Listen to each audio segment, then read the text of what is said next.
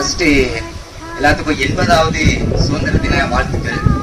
நம்ம சுதந்திரனாலே நமக்கு ஃபர்ஸ்ட் இந்த மூவண்ண கொடி தான் நம்ம ஞாபகத்துக்கு வரணும். ஏன்னா எல்லா வருஷமும் 80வது வருஷமா நம்ம மூவண்ண கொடி ஏற்றி அதுக்கு மரியாதை செலுத்துவோம்.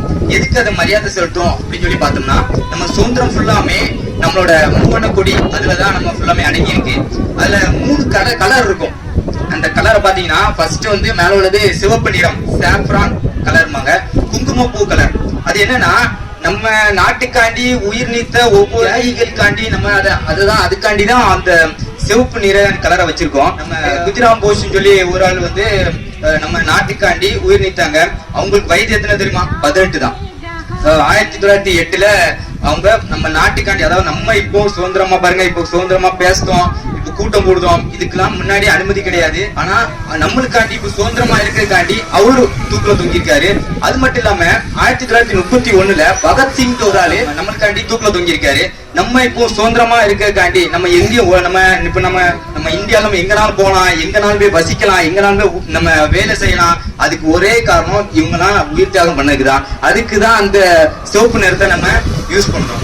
அவங்கள ஞாபகம் வைக்கிறதுக்கு தான் நம்ம ஒவ்வொரு வருடமும் இந்த சுதந்திர தினத்தை நம்ம கொண்டாடுறோம். அது மட்டும் இல்லாம அந்த பகத்சிங்க்கு அவர் இறக்கும்போது வயது எத்தனைமா? 23. அதே 23 எனக்கு 23 இருக்கும்போது தான் அவரை பத்தி எனக்கு தெரியும், பாத்துக்கிங்க.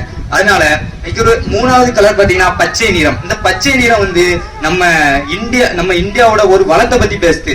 அதாவது 1947 எல்லா வெள்ளக்காரங்களாம் நம்ம இந்தியா விட்டு போகும்போது நம்ம ஒரு கணக்கு வச்சிருந்தாங்களாம், இவ்வளவு வளத்தை நம்ம இங்க இருந்து கொண்டு போயிட்டோம் அப்படின்ட்டு. எவ்வளவுமா? 42 லட்சம் கோடி.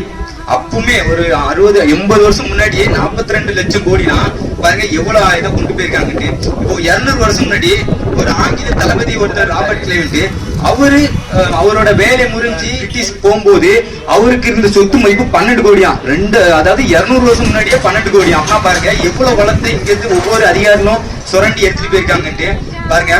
அது மட்டும் இல்லாம இந்த சென்டர்ல இருக்க வெள்ளை நிறம், அதாவது வெள்ளை நிறம் பாத்தீங்கன்னா நம்ம ஒவ்வொரு இந்தியனோட இந்த நல்ல எண்ணத்தை போச்சுதான் கொடுக்குது. அதாவது அவங்க எவ்வளவுதான் நம்மளை துன்புறுத்தி வேலை வாங்கி நம்மளோட வரி பணத்தை கொண்டு போனாலும், ஆனா நம்ம வந்து அறவழியில போராடி தான், யாரையும் நம்ம கொல்லல, யாரையும் சித்திரவப்படுத்தல, அப்படி அறவழியில போராடி நம்ம இந்த சுதந்திரத்தை வாங்கியிருக்கோம். அதுக்கு ஞாபகமா தான் அந்த வெள்ளை நிறம் இருக்கு. அதனால நம்ம அவங்க இவ்வளவு உயிர் நீத்து பண்ணிருக்காங்க. அதுக்கு நம்ம நன்றி கடனா நம்ம செலுத்த முடியாது. ஏன்னா அது அவ்வளவு பெரிய நம்ம பாருங்க சுதந்திரமா நம்ம பேசிட்டு இருக்கோம். ஏன்னா இந்த மாதிரி சுதந்திரமா பேசும்போதுதான் எல்லாருக்கும் இந்த ஸ்கூல் படிக்கிற ஜாலியன் வாலாபாக் தெரியும். 1919 ஏப்ரல் 13 இந்த ஜாலியன் வாலாபாக் நினைச்சு இதே மாதிரிதான் ஒரு 4 பேர் பேசிட்டு இருந்தாங்க. எல்லாம் கூட்டமா இருந்துச்சு.